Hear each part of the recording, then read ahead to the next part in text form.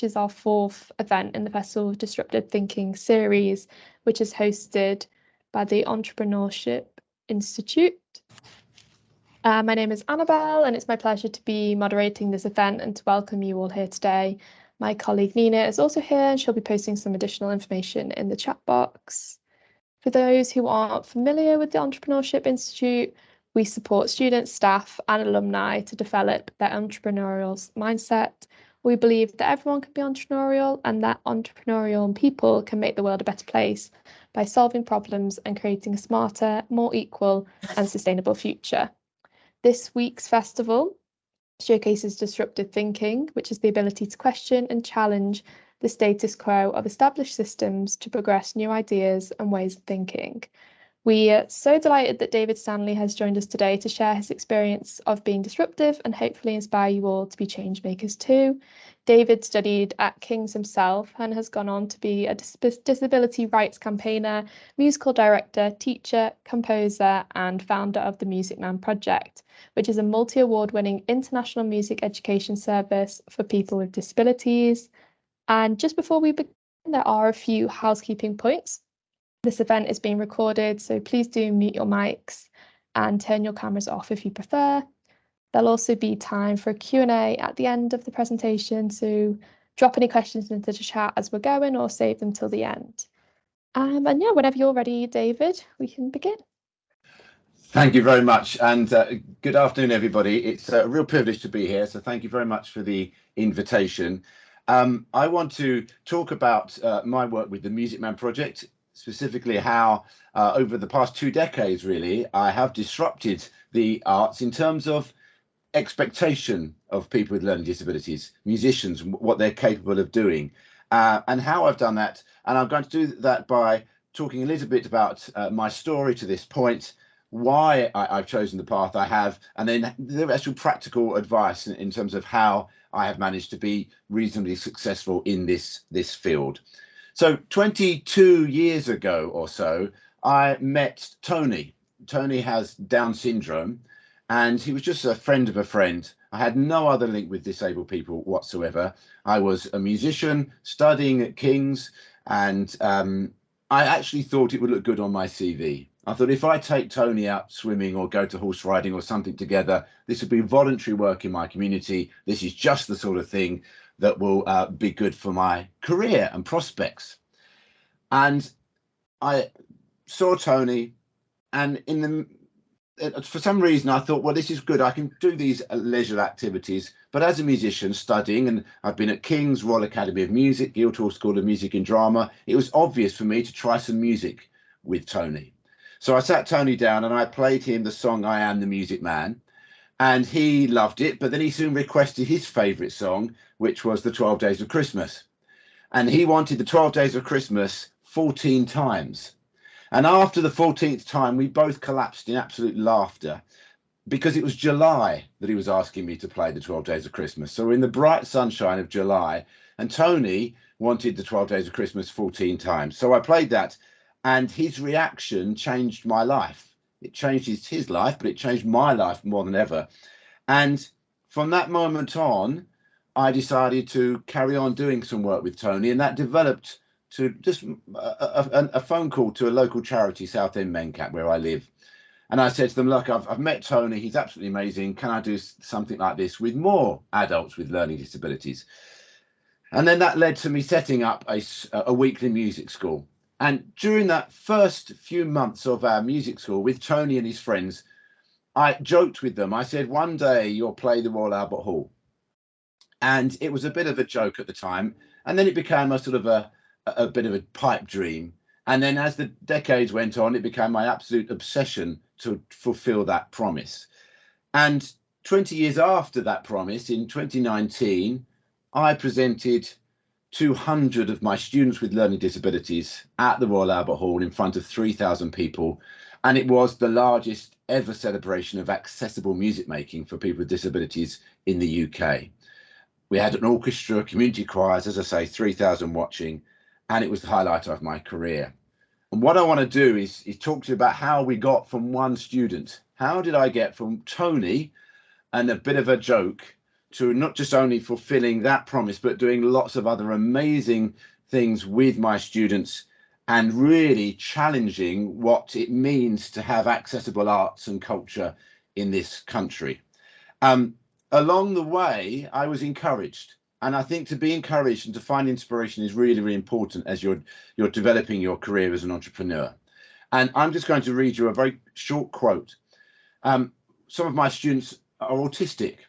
And there's one girl in particular called Charlotte who would scream with fear if there was more than one person in a room, because she just couldn't, it was a sensory overload. She just couldn't cope. That child went on to perform in front of 2,000 people at the London Palladium, singing a solo. And it took many, many years, but it was a result of the work that I had done with her at my weekly music school. And her mother wrote to me and said, without David, my daughter would still be sitting in the corner of the lounge, getting more fearful and frustrated with life, leading me into a deeper and darker place, wondering if there was ever going to be any good coming to hers or my life. Now, when you get a quote like that, it makes you realize what you have done to impact people. And it encourages you. And so when I got that letter, I then decided to give up my very secure job as a mainstream school deputy head teacher with a lovely pension, to chuck it all in and to start the Music Man project as a full-time service, using what I'd learned with Tony and Charlotte and everybody like her at that lovely little weekly club that I'd started locally, and set it up and called it the Music Man project. And it became a full-time service. Because I felt, I don't know how you could express it, but I felt a responsibility to do for other people what I had done for Charlotte. That girl that was screaming with fear because of her autism and her sensitivity to noise and just social fear. Transforming that young lady into a soloist at the London Palladium. How was that possible? And could I do that for more people?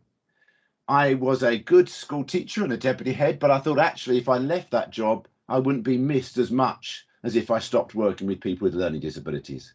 So I found my specific value, the thing I was needed the most. And so for me, the entrepreneurship is a social entrepreneurship. It's a charitable one. It's being an entrepreneur, but with helping people at the heart of it, which I think is equally, if not more valuable than the traditional understanding of entrepreneurship that I might understand it as. So I then sought out ways to extend my work around the country and indeed around the world. So I started establishing regional Music Man projects across the country and traveled to Nepal, to India, to South Africa, to the Philippines, to America, to help other people start up their own Music Man project. And I gave them my music that I'd written, because I composed the music for the students. I gave them all the learning resources, all the ideas, with the one aim that that moment that I had with Tony back in 1999, that moment could be multiplied infinitely. That moment of joy through music could carry on throughout the country and throughout the world in different communities, because there was something so special. And there's no way as the Music Man I could get to more than 300 or 400 people a week. And that was my path. And in a sense, I carved that path on my own. If it was a failure, it would be down to me. If it was a success, it would be down to me.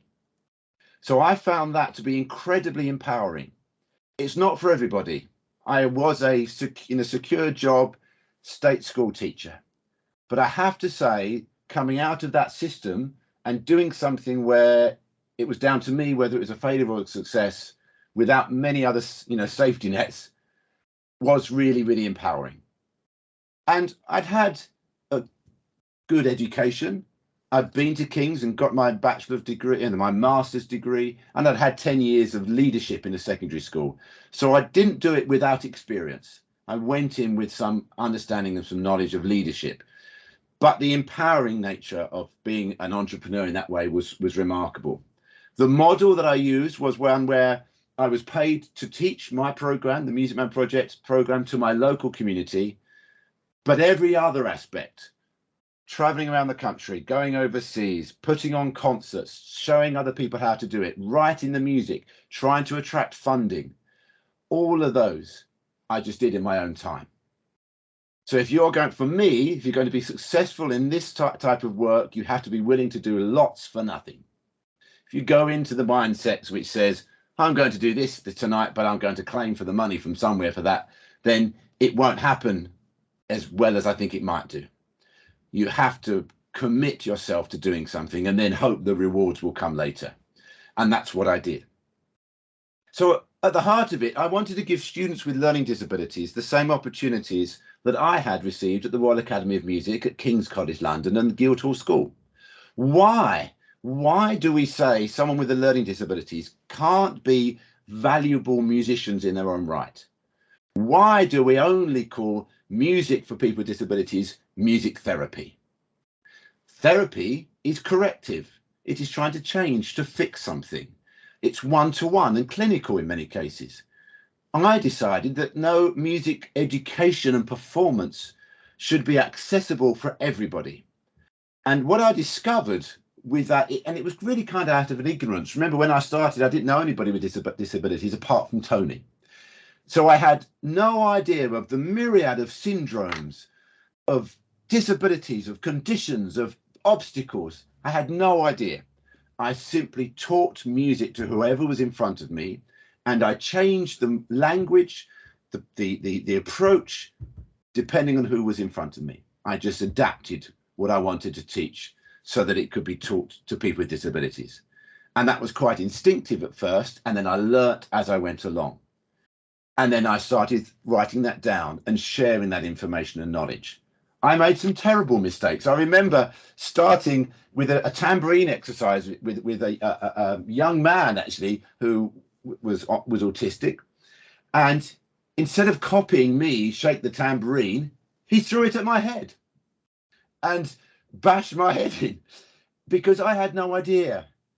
So it was a very steep learning curve about what you can do, what you should be more patient with, how you should protect and safeguard. But I wouldn't change that for the world, because I learned how to teach people with learning disabilities by teaching them, not by reading it in a book or actually by showing. I was actually just thrown in at the deep end because I wanted to do something different and change it from therapy only to education and performance. And I'm not criticizing therapy, because music therapy is incredibly important and a wonderful thing, but it wasn't what I wanted to do. What I want to do is train people with learning disabilities to be musicians in their own right, to be respected in their community, to have a sense of purpose and identity.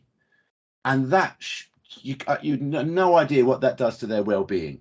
And in fact, a few years ago, there was a Royal College of Music PhD study which showed just how important and life-changing active musical participation has on the well-being of someone with a disability. But because I'm ambitious and I was very well taught at places like King's, I have very, very high expectations.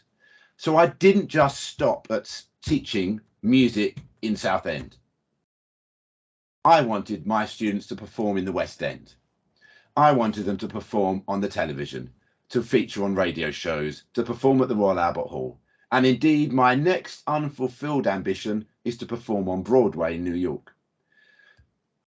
Later on in this talk, I'm going to show you some of the things that they've gone on to do. And it is absolutely astounding. And they are now role models for people with learning disabilities across the country. Because you'll be very surprised, if you've got a learning disability and you sound and you act and you look a certain way, everybody you see around you in positions of authority, famous people on billboards and posters, across the arts, business, they all don't look and sound like them. So to have role models that look and sound like them, that have gone through life like they have, with obstacles just to exist, because you must be aware, I teach every range of disability. Those that cannot feed themselves, toilet themselves, they can only hold a triangle beater in their mouth to play a triangle, right the way up to mild developmental delays who are able to sing and learn lyrics and play instruments.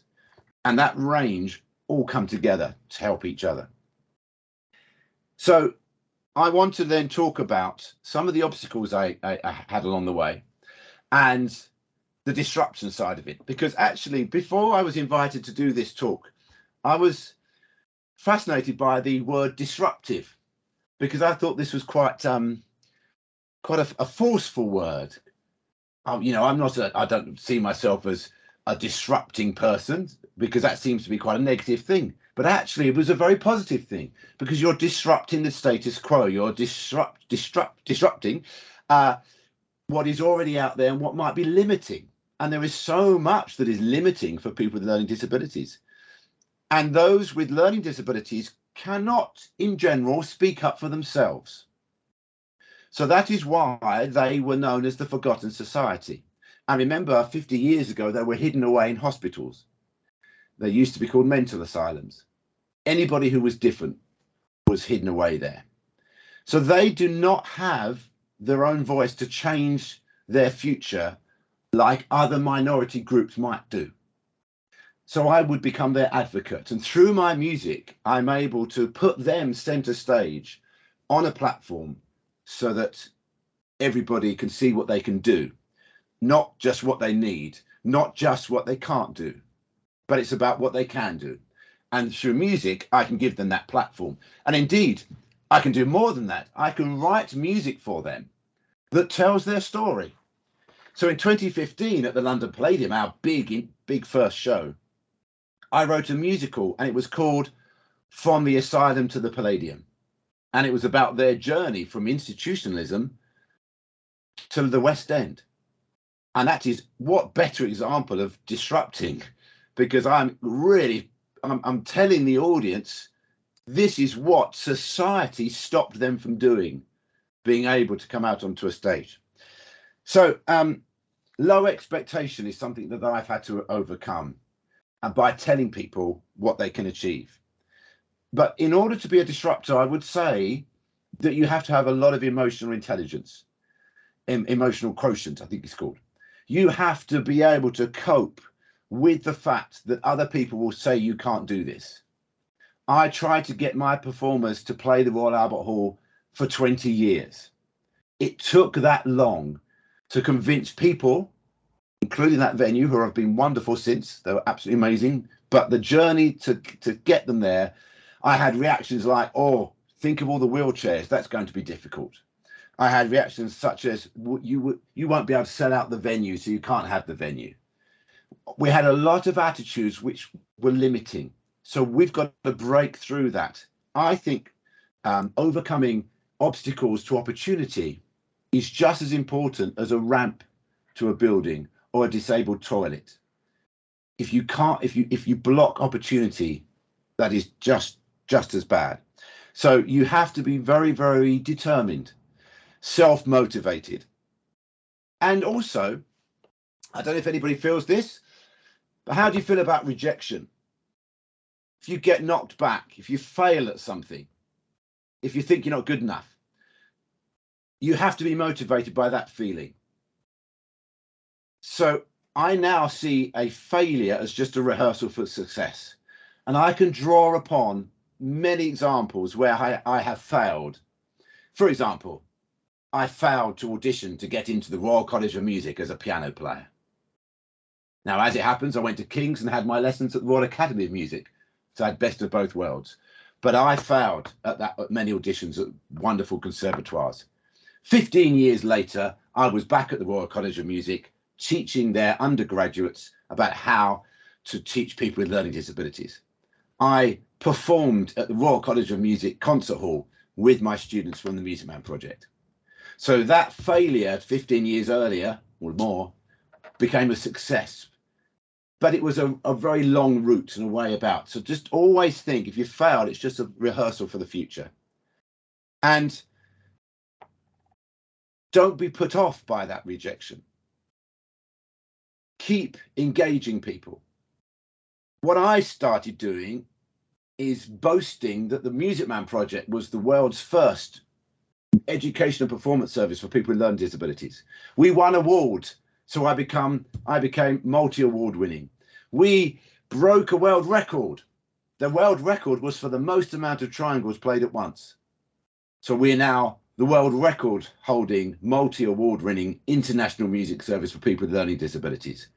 Now, I don't care if for 5 or 6 years while I was saying that, it took me that time to achieve what I was boasting about 5 years earlier, because my intention is to raise the profile of people with learning disabilities.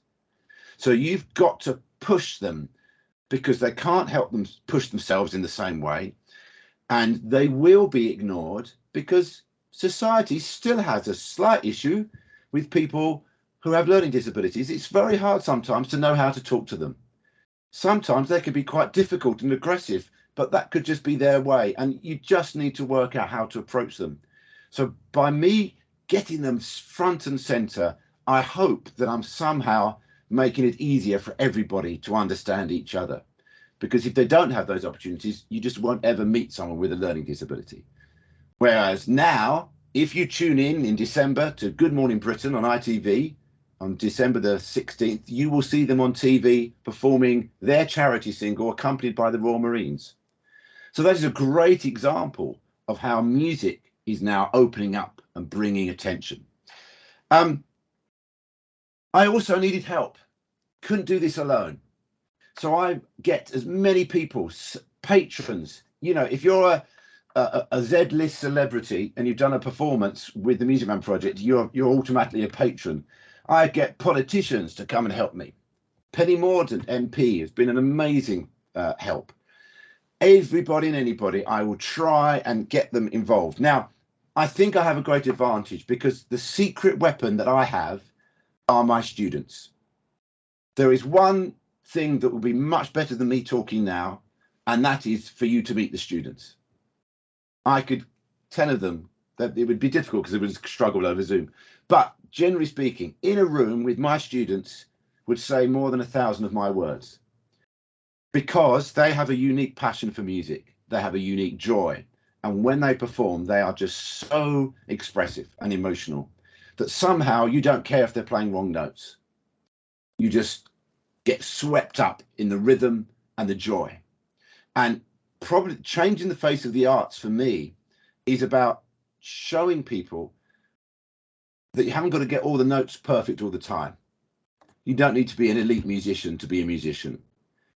And you can enjoy a concert with hundreds of people with learning disabilities singing their heart out and actually come away from it more uplifted than perhaps the London Symphony Orchestra. There is equal value. And you've got to meet these people halfway.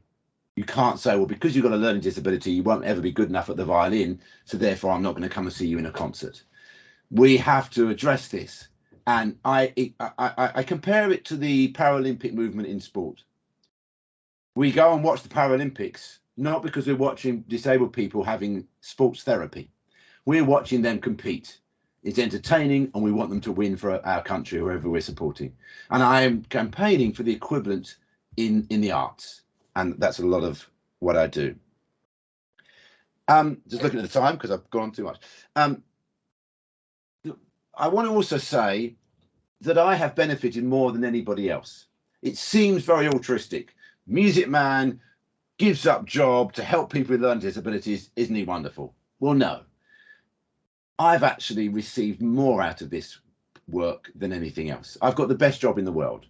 Every day I teach people with learning disabilities, children in schools, children at Saturday music clubs, adults every day of the week.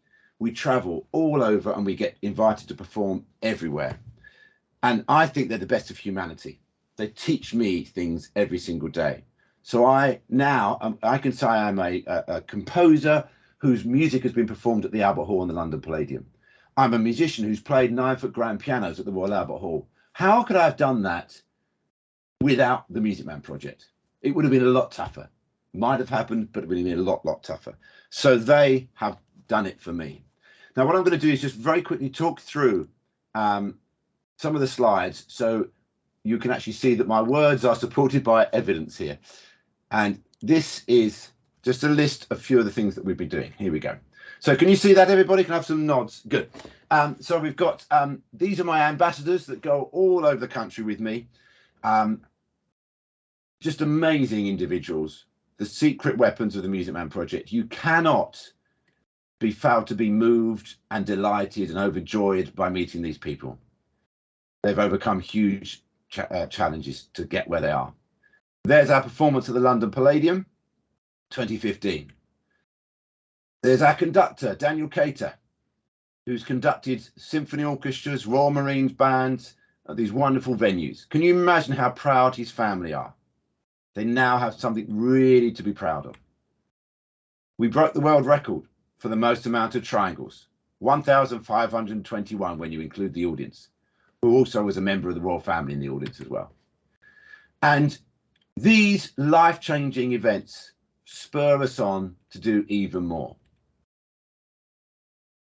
Got to the Royal Albert Hall in 2019, and there we are, proudest moment of my life, where, you know, when you have that moment of you feel you've actually done something and you've made it, and memorable experience.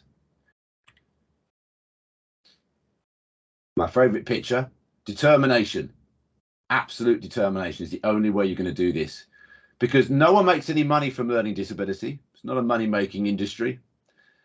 It's very, very hard. It's hard enough to get thousands of people at the Albert Hall without 200 of them are being performers that have, you know, got loads of problems that they've got to overcome to get there. We had a big standing ovation at the end. And I got to play that organ as well, which is very good. And on the way, there we are. So we get invitations to perform for Royal Mencap, big national charity, and Doctor Who was one of their patrons. That's Sally Phillips. So the point I'm making here, oh, Judi Dench, we photobombed Judi Dench when she was at the House of Parliament. Someone told us we were there, so I took 2 students and we just took a photo. You've really just got to be positive, and it's always because I want to do it to raise the profile of my musicians. Lee Mead, who is a friend of mine and a former student, there he is singing Any Dream Will Do with one of our students, and he gave her his Technicolor dream coat. You might recognize these 3. They were on the TV advert. 3 is the magic number a couple of years ago, which celebrated 25 years of the National Lottery. And that advert was directed by the director of The Greatest Showman, none other. So very, very lucky to have worked with him. There's us outside Strawberry Field. There's now a Music Man project in Liverpool based at Strawberry Field, famous for the Beatles. This is me with the original Southend Mencap Music School that I started all those years ago. This is the children's group. A lot of the students that you see that are older, the adult students, they started with me 20 years ago in this group. And then traveling to the Philippines just to see if the universal language of music can connect people that have got disabilities all over the world. These are our group from Nepal. They're all playing and singing the same music as we do in the UK. There's a concert that we did in India on a very hot day. This is with the Philippines. And as I say, we're just about to release a single with the Royal Marines of our theme song, Music is Magic. And there we were rehearsing, and that's with our new patron, Penny Mordaunt. There's Chris and Sam recording Music is Magic. And it will be released. It's been released for pre-order this week, hopefully, but it'll be out for everybody to buy on December the 16th, sorry. During lockdown, of course, we reached out, that's my family, we reached out and did online videos, online shows, Facebook shows and things like that, lots of YouTube stuff, so that people like Heather here could enjoy it even though she was trapped at home. And there us, during lockdown. Our students didn't like lockdown, so as soon as we got back, we got back. My favourite picture, one of our students with our carer, Roger. And we performed at the Royal Albert Hall again as special guests of the Salvation Army for their Christmas concert, and we'll be guests at the Royal Albert Hall in March of next year for the Royal Marines for their concert. There's TV appearance with Mr. Motivator, who must be in his 80s now. If anyone knows Mr. Motivator, I don't know how old my audience is. And that was when we were on Good Morning Britain last year to sing Christmas carols on Christmas Eve. We were on Britain's Got Talent, and we got 4 yeses and a standing ovation, but we weren't ever shown on TV, which is I was very cross about this. And there's our lovely drummer, Daniel. There's a quote from Simon Cowell. Okay, so just whizzing through that. Let's get you back. So it's along the way has been lots of obstacles. There are still issues. Media companies are terrible. They're just tokenistic. They make last-minute changes. They make things very, very difficult for our musicians sometimes, and they need a lot of support. But in my role as the Government Disability and Access Ambassador, I have a duty to try and help organisations do a better job at making all parts of creative industries more accessible for people with learning disabilities. So it's gone 5 o'clock. It's probably the right time for some questions, if anybody's got any questions. Yeah, I think we've got one from Luca. Luca, do you want to unmute and ask yourself, or are you happy for me to read it out? Do you want to? I'm happy to ask myself. First of all, David, thanks a lot for the fascinating talk and the amazing work that you have been doing. I was very curious about the creative process. You mentioned you have been writing the music yourself, and I was wondering to what extent you have learned. To what extent has the whole process been influencing your music? To what extent have you been able to understand what works and what doesn't work? So that's a great question. So one of the most beautiful parts for me is that I can be creative. So I studied musical analysis at King's for a master's degree, and so to be able to write music for my program and that being performed by the Royal Marines, by orchestras and choirs with our students is truly wonderful. I approach it very traditionally, actually, Luca. I write my music down. I notate everything. They are songs that stand up in their own right, so they could be performed by choirs. They're never dumbed down. I hate the idea that someone with learning disabilities will just play nursery rhymes or just shake a tambourine randomly. So they have to perform the right instrument at the right time. They have to learn what's coming next. They sign, they sing. Those that can will play proper glockenspiel parts. But all of that is layered on top of proper music, piano music that I've composed, songs that I've composed. And repetition is obviously very, very important. So my music will have more repetition, I think, than generally other music that might be written for other people. But having said that, has it got any more repetition than an average 3-chord pop song that's out there? Probably not. It's probably more sophisticated. I will write generally in a musical theatre style. I will write very clear emotions, actually. So there'll be something be very, very happy and joyous and rhythmic. And then something like Music is Magic, or a song I wrote called Have You Ever Stopped to Think, which is really emotional. It's expressive. It's about why we're here. What is our purpose? And it's very moving. And they're signing these words. And when you add that to a lovely orchestral arrangement, I have professional arrangers that arrange my music. So I provide piano and vocal scores, and then it gets arranged. And we've released an album. We've got another album coming out soon. The link that I put on the chat there will take you to some examples. We published a songbook, and it's real music, and it's very, very important to me that we retain that level of musicianship. That has an issue, because some people that are tutors at Music Man projects aren't as qualified musicians as I am. They might not have studied music. They might just play a bit of guitar and they want to use the backing tracks, and that's equally valid. But I'm always trying to say, no, we want the highest possible musicianship and sophistication as we can get away with. And I'll tell you what, if you spend 20 years with pretty much the same students, as they grow older, you can do a hell of a lot, because once they've learned it, which could take about a year, then they perfect it, and then they just know it. I can play an introduction and they know exactly what they're doing, when they're doing it, which instruments, and they constantly push me to provide more music. I'm having to write stuff every year, new arrangements, new songs for them to perform. They're demanding it because they've got better. Because although they've got a learning disability, what I take away is the anxiety. I take away, they're not worried about learning it. If they don't get it in the first session, I say, well, we're going to do this for a whole year. Literally, and I have a lot of patience. So I can just keep trying it and changing and adapting, and then pushing them and adapting and changing it.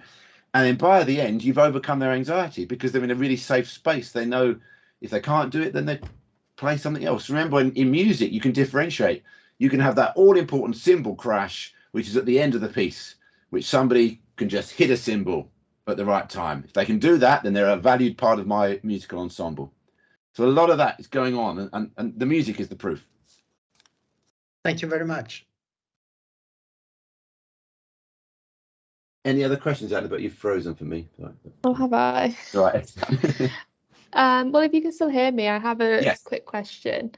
It sounds like you've achieved so much already, and I know you've mentioned that another goal is going to be Broadway, but where else do you see yourself taking the Music Man project, and like in 5 years' time, where would you want it to be? Yeah, so we've got two priorities. Broadway is one of them. And fun enough, when I said Broadway, some of my students said, and after that, can we play Las Vegas? Which I think is hilarious. It just shows you how they are pushing, wanting to do the next big thing. So to do something Broadway and then maybe in Las Vegas, because if we can do it at the Palladium and the Royal Albert Hall, we can do it anywhere, is my argument. But also, at the moment, we do not have a purpose-built music facility for the Music Man project. I teach, and all the other regions teach in schools and church halls and community centres. And I went to New York in 2019 and I visited something called the Daniels Music Foundation. And it is a purpose-built music facility for the education of musicians with disabilities. And I'm talking about, you know, extra wide corridors so wheelchairs can get past each other, recording studios, practice rooms, a cafe. The whole thing is their own building and a centre. We don't have that. Now, what they don't do in America is they don't have a project that goes all across the country and has all these huge shows, but they have their own in East Harlem in New York. They have their own building. And I think it's time that the Music Man project had their own headquarters from which we could do teacher training and coaching and have groups come to us and sort of drive our expansion. So that would be another big ambition. And of course, that takes money. It takes a lot of time. It takes lots of different expertise. But I'm always looking for ways, for partnerships, to collaborate with people so that we can achieve these goals. And I think there should be a national centre for the music education of people with learning disabilities. There should be. It's ridiculous that there is not. And it could be in London, it could be anywhere, which is the headquarters. And then if that could be mapped to the others like them around the country, that I think would be amazing. And all we need is a big space and a disabled toilet. And if we're not asking for a huge concert hall, just a centre, a facility that's purpose adapted or built. And then beyond that, it is to try and lead this change. And this is a longer term reform policy. You know, I was on the National Plan for Music Education Advisory Board.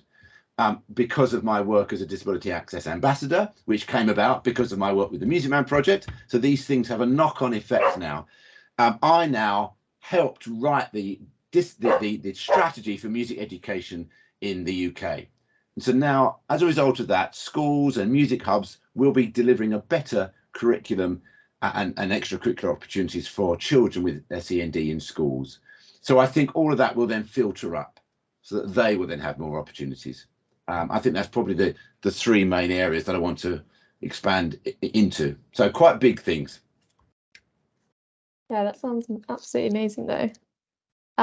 So we've got two more questions. We've got one from Nina, who said, through your time and experience in this space, do you think the arts has progressed in terms of accessibility, or do we still have a long way to go?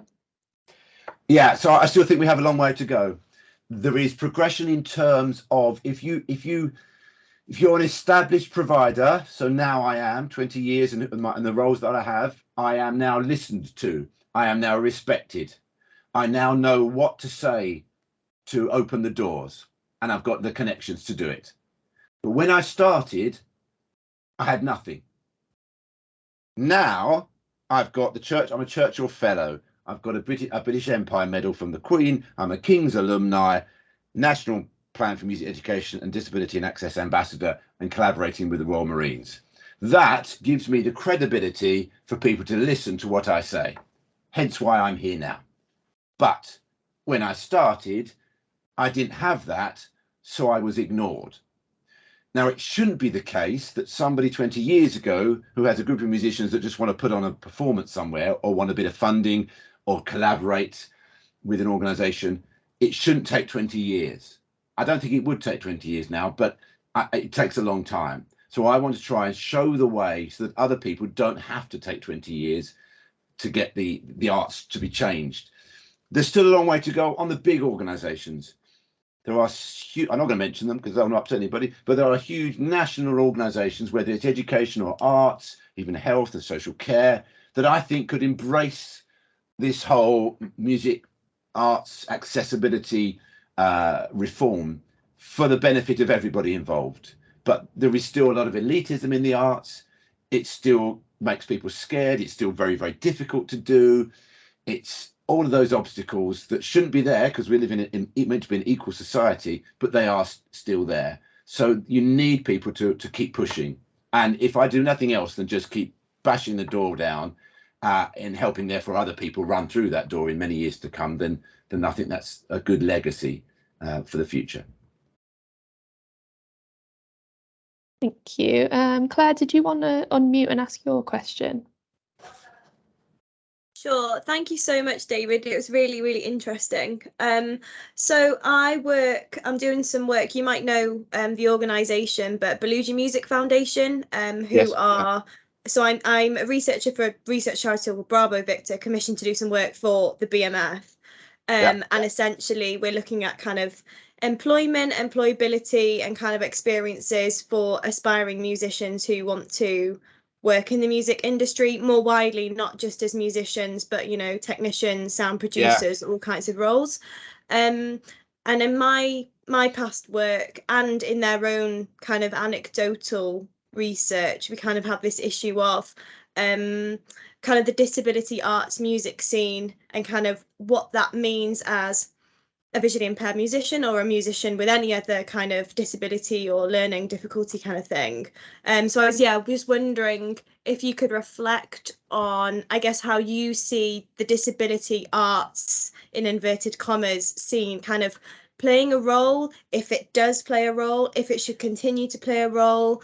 I guess it kind of relates to Nina's question about kind of wider accessibility and where musicians who have a disability fit into that, I suppose. So that's a bit of a rant question. No, but... it's a really, you know, you've reflected the sort of intricacies of that really well. I mean, so from the point of view of being a disability and access ambassador, I have had to look much more into the issue of disabled people being included more into the mainstream and music scene and getting the technical jobs and being as paid artists in music, and it was a new thing for me because all my work so far has been with people with learning disabilities, and there is a distinction between those with learning disabilities and those without learning disabilities, or those because as much as I would love it, most of my students would not be able to be employed and and stay in employment without a lot of support.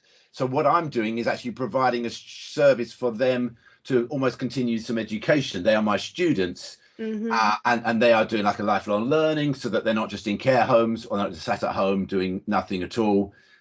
It's about giving them opportunities for them to be expressive and creative musicians for their well-being and to show the world what someone with a learning disability can do, which is slightly different to this idea of, for me, it's been separate, this idea of disability arts sector, getting people in employment, opportunities and jobs, but it obviously equally as valuable. I think I would love it that when my musicians perform at the Albert Hall, they could get paid to perform at the Albert Hall.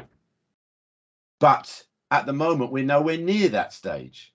Yeah. At the moment, we're just at the stage of, can they be allowed to put on a concert, which is costing my charity £20,000 for a day's hire to actually do it? We're still at that stage. I think if that continues and they are seen and they are heard and they're on TV and they're on radio and they're selling out the Albert Hall because the Royal Marines are supporting us and all this sort of stuff, we're building, then people might go, they're not just this us and them, they can be integrated more. I've seen them be amazing. I wonder how we could garnish that massive enthusiasm and energy to make it work for us as an industry as well as them, and therefore be equal. But we're not. Yeah. I just don't think we're there yet as much as we should be. But if you're talking about someone with a disability who has not got a learning disability but got a physical disability, they are of course, why should if it's just a matter of access, they should be doing all these jobs anyway. Thank you. Yeah, I agree. It sounds like it's a separate part of the puzzle. I think I'm seeing your work as a separate part of the puzzle, but that broader ability to showcase people who have a disability in general is some way going to impact on that other wider accessibility of things for all other people who have a disability or any other minority group who aren't included. Yes, that makes sense. Thank you. That's where I'm coming from. But you helped me articulate that, so thank you. Any other questions?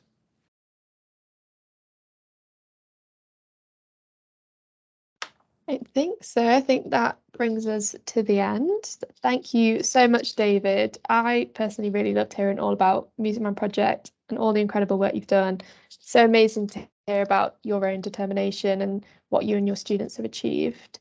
Thanks to everyone else for coming along today. And if you're wanting to hear any more disruptive ideas, then there's still time to register for some of our remaining events in the festival.